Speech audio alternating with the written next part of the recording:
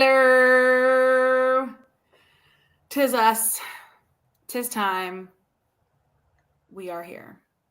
We broke the ULM curse. Let's go. Man, what a game. What a game. We're excited to talk about it tonight. Obviously, we're here to talk about the ULM game. For those who are new here, I am Alex, and that is Jacqueline to my that way. And this is Pardon Me, Alex, the only Lumberjack basketball podcast on the market because we're that cool. This is season 7 that we've been doing this, and so I feel like we kind of know what we're doing by now. And we know what we're talking about by now. So, yeah, we're excited to talk about this one. It's been a long time coming, I feel like. And so, yeah, it was a good little down and back trip. We'll talk about our little pregame stuff in a second as well. But yeah, quick little, I guess, life updates. Jacqueline, how was Thanksgiving? It was good, pretty chill, mellow, lots of good food. Same. No complaints. Yeah, same. Pretty chill. Had people over at the house for Thanksgiving. Usually for Thanksgiving, just kind of invite whoever's around, whoever doesn't have a place to go, basically, to have them come over for Thanksgiving and hang out with me and the fam. And then after that, invited whoever wanted to come over and hang out by the fire all night. And so Jacqueline came over for a little bit after her family stuff was pretty much done for the day. And a bunch of other people came over after their family outings. So it was nice. It was perfect weather for a fire. We had s'mores and excited for more fire pit nights now that the weather is cooperating. So, but yeah, so Thanksgiving was great on both of our ends. Just good food, good times, good company. What can you can't ask for more. Cannot. No. So yeah, so Thanksgivings were good. And then of course we turn the page and talk about our Black Friday, because this game was obviously on Black Friday, which it wasn't a black day for us. It was a purple lights day for us. Yeah. So yeah, anyway, Jacqueline, let's just dive right into the game day. Yeah, so we headed over there. We always love to make, little road trip games when we can, especially when good food is involved. Very true. Day trip to Louisiana hits all the boxes. So we looked up a few restaurants, and I will say at the beginning we were slightly disappointed because the place that we chose specifically because they had some good pizzas on the menu, which I know y'all are probably like, Louisiana, why would you get pizza? But they had a boudin pizza. Yeah, it was Louisiana style, like themed pizza. So it wasn't like, yeah. But their pizza oven was broken, so no pizza for us. But it was a really cute spot. It was called Planters on the River. It was in the upstairs of the building where, what's the place below it called? Cotton something? I think it was just called Cotton Restaurant or something like that, yeah. But it was a really cool little spot. So downstairs they have the Cotton Restaurant. Upstairs they have Planters on the River, which is kind of a more laid back bar and grill type. Yeah, it's like a gastropub type thing. They have a patio that overlooks the river. They also have a little speakeasy type bar upstairs called the Eli. They have several little event spaces that you can rent. It's just really cute, very in a downtown feel. It was nice and chilly. We sat outside. Watched the sun.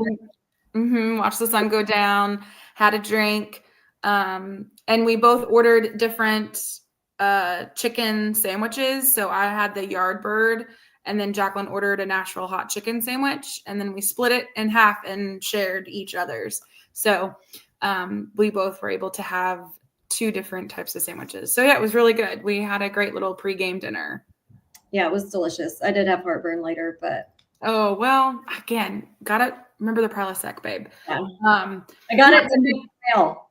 Yeah, and the playlist they were having, the music they were having outside, or they were playing on the speakers, was pretty good. I couldn't help myself. Obviously, if you know me, then you know that I just will belt out and sing in the middle of literally a restaurant or anywhere that a good song is playing. So, yeah, The vibe was good. Good drink, good food, good music. We had our own little private karaoke Yeah. in there. Sorry, not sorry to anyone else that heard me sing, but I mean, what are you going to do when you're playing really good music? Anyway, so yeah, our pregame was good. And then we just hopped in the car and drove the 10-minute drive over to the Coliseum there on ULM's campus and proceeded to watch the Jacks. And if you watch the game, or at least don't live under a rock, then you know the outcome of said game. So let's get into it. All right. So going back over history and background info with ULM, our matchup history with them before that game, we had 17 wins and 30 losses. Mm-hmm. The last 10 matchups were actually 5-5, which I was surprised about. But the largest margin of victory was 6. And this is actually wild because the largest and smallest margin of victory were only a month apart. The largest margin of victory was 60-36 in December of 2010. Smallest margin of victory was 65-64, just 1 point. In November 2010, we have not won at Monroe since that November of 2010 game by 1 point.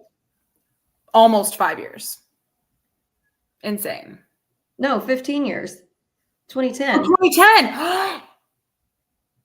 I can't do math. I thought for some reason in my head you said 2020. I don't know why.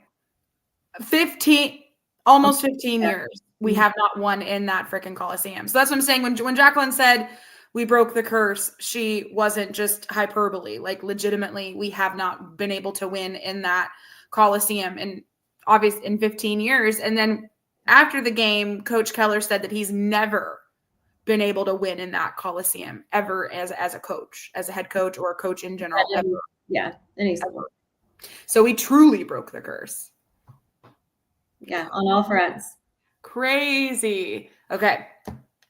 Yeah. Love it. Okay. Let's keep going. Oh, sorry. That's me. I'm on. It's me.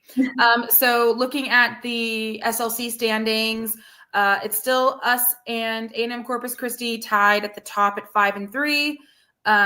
They're on a 4-game win streak. We're on a 3-game win streak. And then right on our heels, we have 1, 2, 3 teams all tied for second.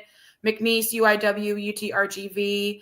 Then we have Nichols coming in at 500 at 4-4. Southeastern at 3-4. Lamar 2-5. 1, 2. There's 3 teams at 2-5. Lamar, New Orleans, Northwestern, and then HCU at 2-6, and East Texas A&M at 1-7. But when we checked last time, both I didn't check HCU, but East Texas A&M has played some pretty. I feel like some pretty decent teams, and so that's part of the reason why they're where they're at. And it looks like HCU has played a few really good teams as well. And that kind of is, they have. They've played Texas, as in like UT Texas, and lost. They played Crichton and lost. They played Rice and lost. Eastern Michigan and lost. Northern Arizona and lost. And UTSA and lost. Although the UTSA, the Northern Arizona, and the Eastern Michigan losses were all like very, very close. The Eastern Michigan was 1 point, the Northern Arizona was 3 points, and then the UTSA was 6 points. Or I'm sorry, 7 points. I can't math again. So those last 3 losses were really, really close games. Anyway, so that is the current Southland Conference standings. I just would like to note that even we talked about this on Friday, that I guess going in, I did at least, had just this notion of the Southland Conference based off of what we left when we left to the WAC, to go to the WAC. And when we left, the Southland Conference was just not good. That was part of the reason why we left, just because we wanted more competition and better challenge. But now coming back into the Southland Conference, even though, again, it's a smaller conference, I was assuming these teams were just the same old same from when we left, but it's looking like, even though some of these teams or some of the teams in Southland Conference have bad current standings, they've played some really good teams and held up and held their own. And I'm more nervous now about conference, but that's just me. It looks different than what we left for sure. Yeah. I still think that we'll do well in conference, but I think it'll be definitely a bigger challenge than what I think going into this season, what I thought. I was thinking it was going to be a cakewalk and that our only challenge really was going to be McNeese, but it's looking like majority of the Southland is probably going to give us a run for our money on a lot of these games. So yeah, we're going to need all the support and fans in the stands as possible during conference, please. And thank you. Anyway, we're going to have to work for it. Yeah, this isn't just going to be a show up and get a participation trophy type of season, I don't think. So get that out of everybody's heads now, because this is not the Southland Conference of old. I'm just throwing that out there. I have been proved wrong already. So I feel like that's not going to be the first time.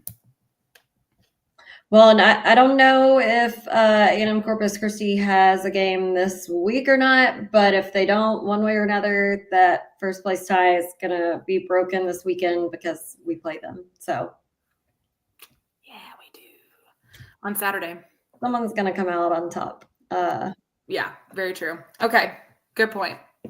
All right, let's talk about the game. All right, so starters, same lineup we've been having. Matt, Jelani, Nana, Miles, Cece. We did win, as we've said, 68-60. Their attendance was 1,336.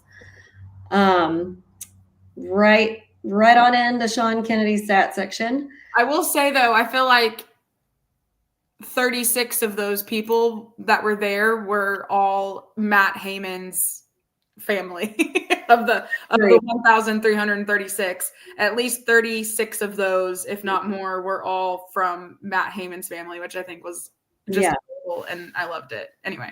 Yeah, it was really awesome.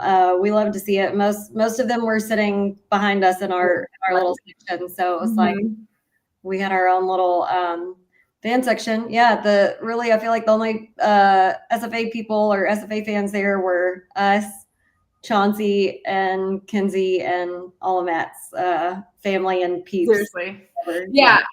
Even when we were talking, when we were talking to all of we have a group chat with all of our basketball peoples. And one of the things that they said, that the announcers on the feed, I guess, were saying that they think every single person in attendance that is cheering for SFA is Matt Heyman's family. I'm like, yes and no. Yeah, you know what I mean? We are, but at the same time, we're not like blood related to him. But yeah, sure. We'll go with that. We'll take him. I mean, because where he's from is literally 30 minutes down the road. I Googled it. I checked. So, I mean, it was super close. Yeah. Yeah. Loved it. So, we were excited about that. All right. Sean Kennedy, your stats. Field goal percentage, 47.27%. 3-point percentage was just an even third, 33.33%. Free throw, 61.54%. Points in the paint, we had 30. Points off turnovers, 10. Second chance points, 12. Fast break points, only 3. Bench points, 18. Total rebounds, 29, which I know I will say quickly that when I was looking over them, that sounded a little lower than what we've had in some of the recent games, but they only had 28. So very evenly matched on rebounds. Yeah. 11 of those were offensive, 18 were defensive. We had 16 fouls. We had 11 turnovers, which I was super thrilled about because that's almost single digits. I will say, though, they also had 11 turnovers. So I think we're both doing a good job of taking care of the ball. Same thing with personal fouls. We had 16, like you said, and they only had 15. So, I mean, really, the game was evenly matched in many of the areas across the board. Yeah. In some stats, not in others, but we'll get there. Yeah. We had 5 steals and 6 blocks. Our game leader was our Louisiana boy, Matt. He had 27 points, 4 rebounds, 1 assist, 1 block, 1 steal. He made 5 3-pointers. God. Yeah. Then we had Miles with 11 points, 2 rebounds, 2 blocks, 1 assist. We had Keith with 8 points, 2 assists, 1 block. And we had Nana with 7 points, 7 rebounds, 2 assists, 1 block, 1 steal. Something in every category. And I would love to also share that both Nana and Miles had no turnovers. Zilch. Love to see it. Love to see it. Okay, so Jacqueline and I both agree that the clear player of the game for this, she has it on her little side, her little thing down here. Yeah. Mm-hmm. Kyle Matthew Hyman. You Louisiana boy from Delphi, Louisiana. Boy, going right into the feats of strength. He was our strength. I mean, he carried us in this game.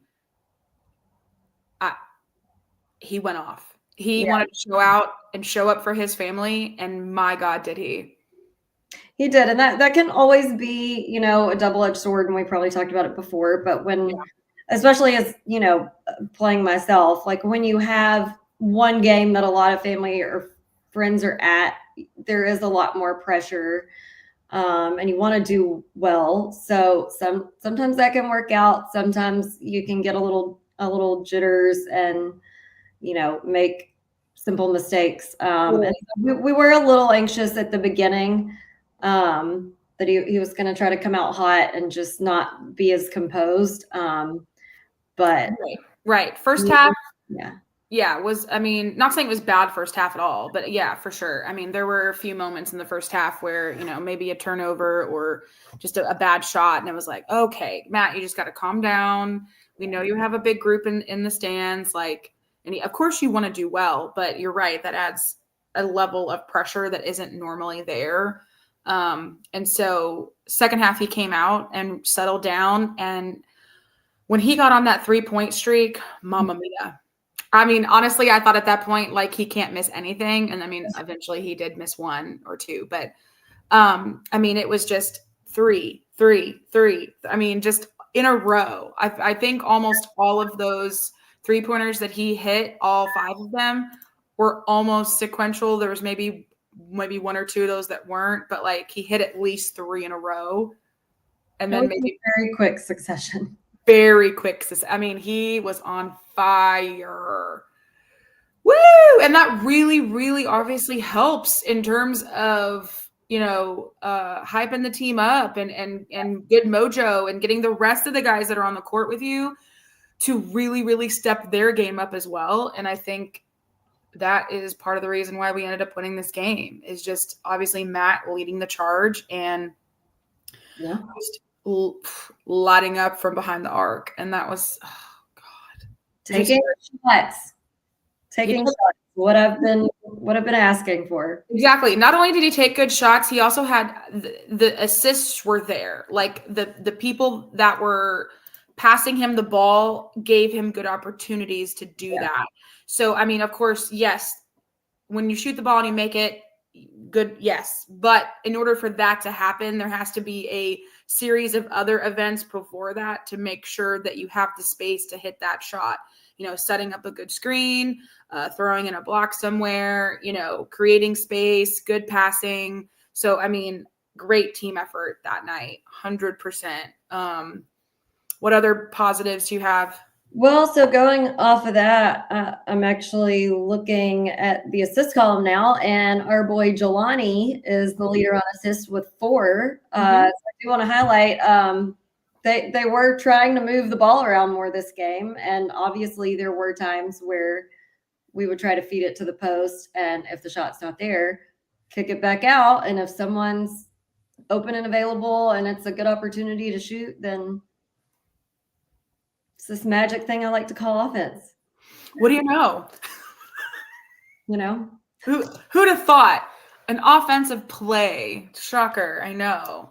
things working in our favor. Who would have thought? Yeah, really, really proud of the guys for working together. And like I said, obviously things were pretty evenly matched going into the half. We were only down we were up 3 points going into the half. So things were, obviously going our way, and we kept the momentum and into the second half and outscored them by 7 points in the second half. Or I can't count. 5 points. Again, math is not my strong suit. It's okay. We still won. Doesn't matter. Yeah. But yeah, looking at the stats, we did well in terms of passing the ball around, getting good opportunities to shoot for the most part. And I mean, we obviously we won the game. So a win's a win. It doesn't really matter to me what the rest of the percentages were. Obviously some of them weren't where we want them to be, but yeah, we'll get there. We'll get there. Almost single digit turnovers though makes me 100% thrilled. 100%. 30 points in the paint. I mean, anything 30 and up makes us happy. I want more, but I'll take it. The Warhawks were really focusing in on the paint a lot, and that's why we also were able to kick the ball out more and get more points behind the arc and some good jumpers too. I mean, just looking at, Miles, he was 5 for 10 at the field goal, and he had many great drives to the basket. A lot of drives that you wouldn't expect the ball to go in, and it did. He's just such a physical player. And again, I'm just so pleased that he's showing everyone his true potential in terms of what he can bring to the team. And again, don't forget, we are without a legitimate point guard going into these games. And so we're having to have Matt or Miles or Cece or whoever's in the game, Dom, bring the ball out. And they're not natural point guard. That's not their natural position at all. So they're having to do double duty technically. And that's just not easy. And by the way, I've been asking for it for weeks, and it finally happened. Jacqueline, what have I been asking for? Dom to shoot. Thank you. And he did. He sunk a 3-pointer. He had 5 points total, but still, I was so happy when I saw him pull up and cock it and shoot it from the 3. And then he got a couple, little floaters in there too. Ooh, that made me so happy.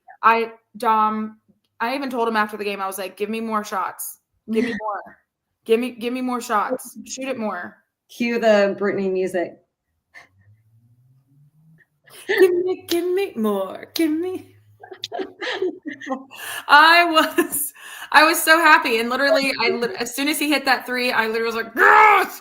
I've been asking for it. Give me, and literally Chauncey sitting, right across the aisle from us was just like, yeah, I've been asking for that for a while, and for Nana to get more, to be for 6 years, Nana. 6 years to show the kind of play that he can play, that he's been showing under the basket. Yeah. Yeah. I mean, I guess now's as good a time as any to, play lights out. But I wish it was sooner. As long as we keep the momentum going up. That's all I ask. I do want to say I feel like 6 blocks was quite a bit of blocks for a game like this. So that made me happy. And our boy Miles was the leader with 2 blocks. So that made me happy. Absolutely. I'd be remiss if I didn't mention Keith. He played for 15 minutes, scored 8 points, had a block in there, had 2 assists in there, and actually had 2 3-pointers as well. So Keith, keep coming with it. Yeah. Love to see it. Love to see it. He did have a lot of tape around his knee. So I don't know if I've seen that on him before. So that I hadn't seen it before. Okay. Yeah. I was just making sure that I wasn't seeing things. So that makes me nervous, but that could just be anything. But he might just be nursing a little. Yeah. And yeah, again, but from past years, anytime I just don't want to fall prey to the injury bug again. I mean, we already kind of are dealing with it right now, but Anywho, any sign of tape, splints, bandages, we immediately makes us nervous. it does. It just makes me so nervous. I'm like, please, God, why? I just want one season where not a single freaking person gets injured. Just one. Just one. It's not hard to ask. Just one season. We'll never get it. I don't know why. No.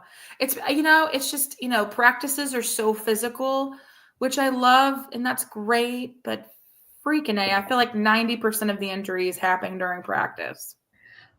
Yeah, well, and just honestly, like the level of play now from back when, 20 years ago, I was watching college basketball, like it's just, they're playing at such a high level that I don't even know how to explain what I'm trying to say, but like the toll that it's taking on your body is just so much more because I remember 20 years ago, it was like very rare that someone even like tore an ACL or something. It was like so rare. And now it's like everybody you see has like torn an ACL or torn this or torn that. And it's just right.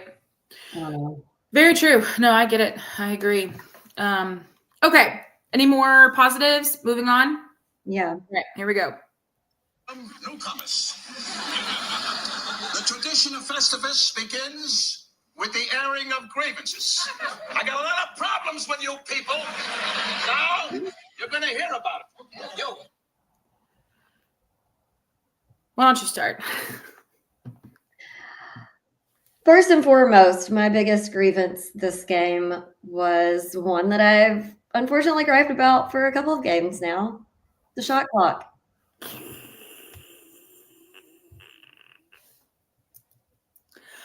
I wish they put a line on the stat sheet for how many shot clock violations we got. I can start taking tallies. Even that wouldn't do justice to the number because there were several times that we just threw up the shittiest shot you've ever seen in your life that we only didn't get a shot clock because it maybe hit the rim by some grace of God. Right. Right. And then somehow by the grace of God, maybe we got the rebound and we're able to, again, get the clock to restart. Doesn't happen very often, but man, that sure is frustrating. It really is frustrating because the last game, I told Alex, I'm going to start counting down every possession. If it gets to 8 and it doesn't look like somebody's making a move, I'm going to start counting down from 8. And we go to ULM. I'm doing it for a majority of the game. And the only reason I stopped doing it is because I'm like, these guys are going to hate my freaking guts if they hear me call down the shot clock one more time. But I'm sorry, I'm trying to be helpful because it seems apparent that no one knows. And the one time I didn't count it down, shot clock violation.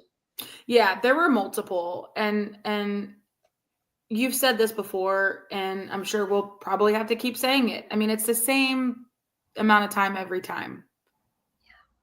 This should be ingrained. I know, obviously, while you're playing, there's probably a million things you're considering and thinking about. I don't know. I've never played competitive basketball before. I've just been watching it for, eons and eons. But like at some point you have to consider, I've held this ball or we've had possession of this ball for a mighty long time. It might be time to make a move to the basket. Just something, and it's, yeah. And obviously being a spectator and being a fan, it gets frustrating when, won a game, fine. You get caught up in the freaking moment. Right. But when it's 2, 3, 4, heaven forbid more than that times a game where you're at 1 shooting up a Hail Mary shot, it gets frustrating. Or you just don't even shoot it at all and get the shot clock without even attempting a shot at least. Well, and the other component of it rolls into my complaint about offense because that's the thing. You have to have some sort of concerted effort of what the plan is. Yeah. To get a shot off in 30 seconds. Right. And when you're continually getting shot clock violations where there hasn't even been a move towards the bucket. Not even a thought on it's obvious either there is no plan or we don't all know what the plan is, or we're not all doing the same plan or play. And that needs to be remedied because scoring's the way you win. Is that how that works? I mean, defense helps too, but whoever has the most points is who wins. So, just a thought. It's a novel concept. I didn't know that. Anyway, that was frustrating for sure. One thing for me that was frustrating, obviously, is still our free throws and 3-point percentage is just not ideal or great. Like, I'm not gonna harp on it too much because obviously we won, but I mean, there were multiple people who attempted 3-pointers and just big old goose eggs. 0 for 3, 0 for 4, 0 for 2, 0 for 1. I mean, well, 33, I'm happy with that as the 3-point percentage. That's pretty high. But I'm fine with it. Matt was carrying the percentage, so you're right. If you're taking multiples and missing them, then we gotta reassess. We gotta reevaluate. Yeah, I mean the 0 for 1, fine, but like 0 for 4, 0 for 3. We need it. If you're at 0 for 2 at this point, you might want to rethink your strategy for this game and try something different. You know what I mean? Like do some pull-up J's, drive the basket, or just focus on assists. Focus on something else, Yeah. Like, contribute somewhere else. Yeah, and that's the thing as a shooter. Some nights it's just not there, and you got to make your own judgment call and win. Because I know I've sat here and preached to shoot, but there has to be a middle ground somewhere of, hey, maybe the 3 isn't for me today. Yeah, and that's the thing. I'm not saying you just stop shooting or attempting. You just got to reevaluate.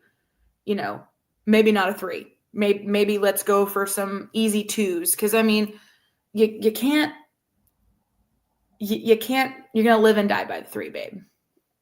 That is the saying, live and die by the 3, and that's the thing. So sometimes you just got to recalibrate, maybe go for an easier shot to kind of pump yourself back up with some confidence and right where it gets you. But the 61% free throws, I cannot. I'm not happy with that. No, I mean, no. To be fair, we didn't take a lot though. I mean, it was 8 out of 13 total. But I mean, first half we were 100%, and then second half we were 50%. So it's definitely better than what it has been for a few games, but it still needs to get some work there. There's still some work that has to be had there. Yeah, and the 100% the first half, that was out of just 3. Literally 3, exactly. 10. So that's almost. I'm kind of thinking that was luck the first half to get those 3 out of 3, because then we only make 50% when we have multiple more opportunities. I'm not thrilled with that, but got the dub. So I guess those are really my only complaints, except not relating to our team or anything to do with SFA. I will say I have a complaint about number 5. I just did not like him at all. Oh, that's for sure. Jacqueline was fit to be tad about number 5. I just did not like him, and I did not like that other guy that was talking shit the whole game, and I can't remember what number he was. I'm not sure. There were multiple. I think it was the big tall guy, the big center. It was. I don't remember what number he was. I don't either. But I remember his face. But anyway, yeah, they were. That is a good point. There were many moments during this game that the other team should have been teed up. The 2 that I can attribute right now, the one was the big tall guy literally slammed the ball down and then was talking shit, and the ref was following him, speaking to him, and he continued to walk away with his back turned and got an OT. And the one that I really almost came unglued over was because he was so far over on our side, I didn't even notice it until, I don't know, either I heard someone else yelling about it or whatnot. Their coach was literally over in are in Keller's coach's box. Is Right. how far over he was. Yeah. And no tech. Yeah. Nada. And that's extremely frustrating, obviously, not only for fans, but also I'm sure for the coaching staff and the players, because you see this other team doing all of these things that you should easily be at least warned or teed up for. But then if I swear to God, and we even mentioned this during the game, that if that was Keller that did that, he would have been teed up. If that was any of our players, thrown out. I don't even think we'd have been sitting on the bus watching the game. I don't even think he would have gotten a tee. I think he would have gotten the boot. Easily. And then if it was any of our players, middle of the court, slamming balls down, doing whatever they were doing, easily that would have been a tee. Easily. I mean, good God. I mean, we get a tee for touching or, breathing on someone wrong. So, again, it's just weird that there were multiple occurrences of misbehaving, let's say, that any other time we would probably get a tee for, that they just looked the other way. And it was, that was frustrating. And a major discrepancy like that on things that are purely sportsmanship based. Yeah. That's not a subjective call. That's literally like textbook in the manual. So as a ref's daughter, that stuff really irritates me. For sure. No. That's not a gray area that's open to interpretation. Like that's right. There were unsportsmanlike conduct, and the being out of the box and all the way into the other box that's a big no-no. Yeah, and it's just, again, like I said, there were multiple chippy moments of a lot of trash talking. I mean, and I'm sure we probably said things too. I'm not saying that we're, saints in this, but it's easy for that to get out of hand, and then the game to get out of hand, and then it to turn physical. And that's obviously not where we don't want our guys to get into, scuffles and fights. Like, we need the refs to take control of the situation and give warnings and tell them if it happens again, then tees will be assessed. And that's all we're asking, is that they just need to be, in control of the game. That's it. It's not hard. It's, I won't pull it out again today, but I've literally read it verbatim from the NCAA refs handbook before, and it's the most basic tenet of officiating a game is to maintain fairness and safety. So like Alex said, it doesn't have to be a tee the first time, and not saying that we probably didn't say some stuff too, but literally all they have to do is at a dead ball situation say, hey, I've seen both of y'all talking back and forth, going both ways. Mm-hmm. Cut it out. Mm-hmm. See it again. Whoever it is getting a tech, and then that's that. But especially in games like this, when they let one side go and do all of these unsportsmanlike, really big, glaring things and don't even give so much as a warning, well, now all hell's going to break loose because you're not setting any parameters. Exactly. Because, I mean, we easily could have been like, well, crap, all right, they're getting away with murder over there, so now we can start doing things, and that's just where things were going to get out of hand. Anyway, we don't have to drown on about it even more and continue to talk about it, but just in general, and again, if it's our guys saying something, do it. Give them a warning. Give them a warning. Tee them up. Like, fine. But again, like, if that was our guys out there slamming balls down, saying stuff, talking smack, coming into, if that was Keller going into literally a whole other coach's box, again, he probably would have been on the bus watching the game, eating popcorn. Like, he would have not even been allowed back in that damn stadium. But again, rules for me, but not thee. Here we are. Okay. Anything else to talk about in terms of grievances? All in all, again, solid game from the guys. Just a few things that need to be tweaked and worked on, but it's the same things. It's not like there's new issues popping up.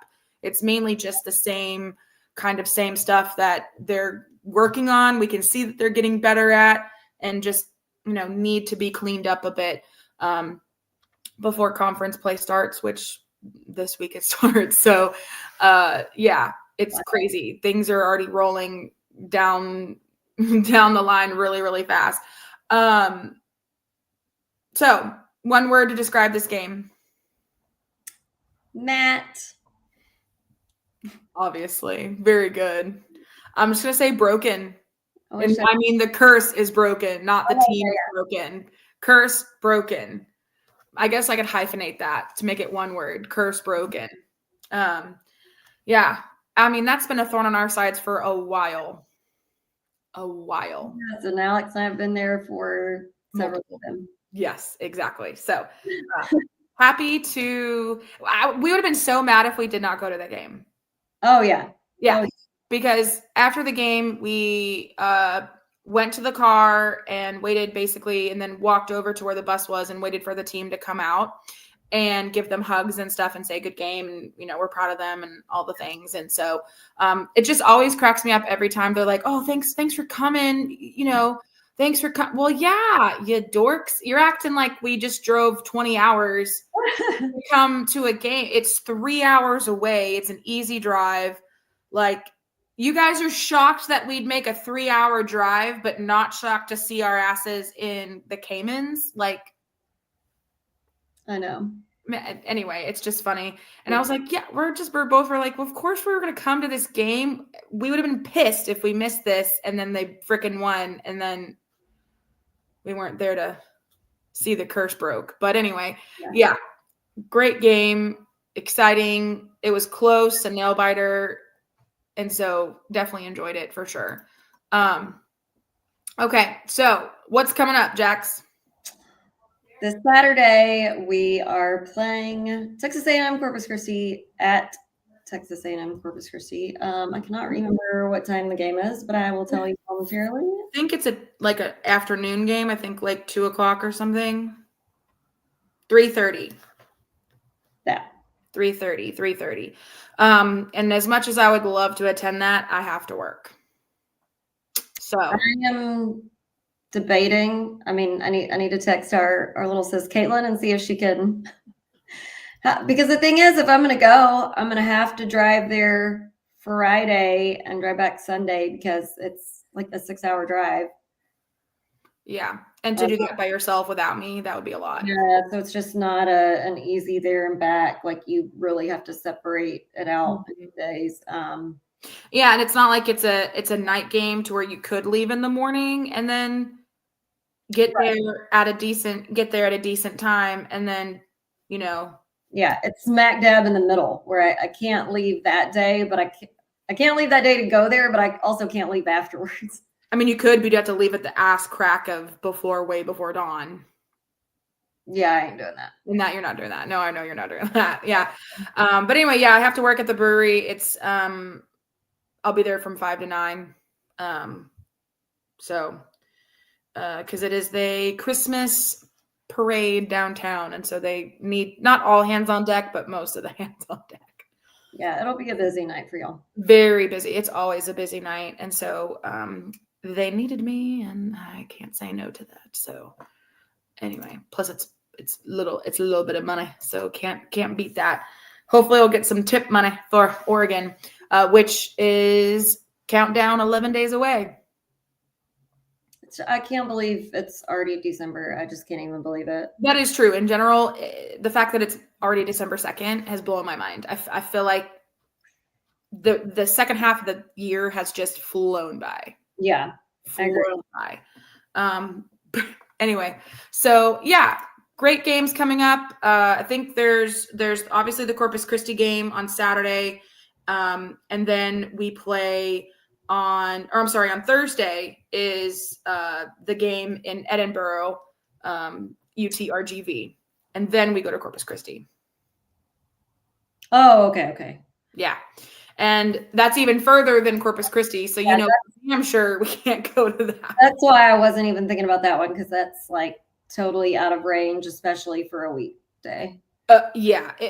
Listen, if it wasn't a trivia night and we didn't have to, I don't have to necessarily go to work the next day, but at the same time, the next day is the big dip after party, and I also have to be at the brewery. Yeah. And so again, Got 2 busy days in a row. I would love to travel down to Edinburgh one of these seasons, but this season it ain't it. Yeah, if it's on a Saturday, maybe sometime we could, but Correct. Yeah. It'd be nice if there was like just how this year there's a Edinburgh Corpus Christi swing. It'd be nice if there was also like a Corpus Christi Edinburgh swing next season on like a Thursday or even like, but it needs to be in during break so that I can easily go and then you can schedule it with your kiddies. yeah. Yeah. Anyway, so those are the upcoming games. We got the UTRGV game on Thursday. Saturday is Corpus Christi, and then the next game after that will be Oregon, which is on Sunday. What the heck date is that? 15th, which is wild, a Sunday game. But here we are. Yeah. So yeah, we don't have a home game till December 20th. Mm-hmm. That is true. Such a long way off, but at the same time, not that far. It's going to be here before we know it. That is very true. Very true. All right. So that wraps us up tonight with our discussion of the ULM game. Couple reminders other than the upcoming games, obviously, is first and foremost is to support the Sawmill NIL Collective. We talk about this every time after our recap.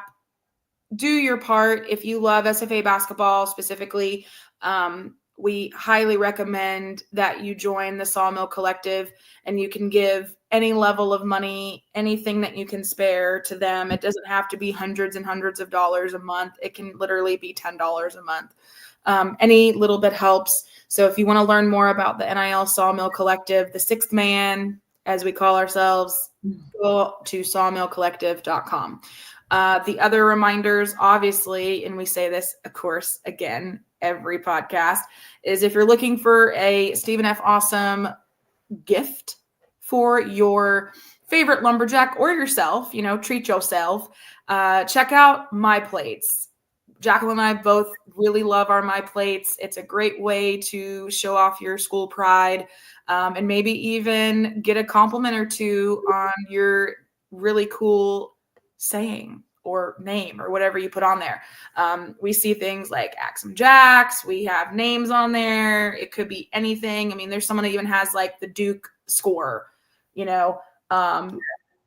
So, I mean, people have been really creative with their vanity plates from My Plates. So if you're interested in getting a My Plate, you can do a 1 year, 3 year, 5 year subscription to that. You can do a layaway option if you don't have the $500 for a 5-year subscription right off the gate. It's a great way to pay it off in installments. And then there's my favorite boy. There's my favorite boy right there, Scottie Pippen. Hey, Scotty P. Scottie Pippen, what are you doing, boy? Hey. Sweet boy. So yeah, go check out myplates.com/lumberjacks, and you can also get a $50 rebate. And then last but certainly not least, please go check out our merch store. There's a bunch of really cool options in there for different t-shirts, hoodies, sweaters. Now that the weather is cool, long sleeve shirts, there's stuffed animals, there's hats, there's mugs. Yeah, there's every little thing you can think of in terms of swag or merch or whatever you want to call it. We have stuff on our merch store. So anything that we make on there, again, which isn't a ton of money, but anything that we get on there goes to our travel budget and our traveling expenses. Again, it isn't like we're making hundreds of dollars off of y'all. It's probably like $2 or $3 per item, but every little bit counts. And we also love making fun little designs for y'all to buy and support. So we would appreciate you going and doing some holiday shopping if you don't mind, wink, wink, not judge. And plus there's always deals going on. I make sure that I put percentage off and free shipping crap on there like every week. So make sure you go and check that out and go shopping. All right. That's about it. Hope you guys have a wonderful night. Have a good Monday. enjoy Monday Night Football. The teams that are playing aren't great, but I mean you can't enjoy it. Anyway, yeah, stay warm. Have a good night. And as always, Axe 'em Jacks. With Alex and Jax. Adios.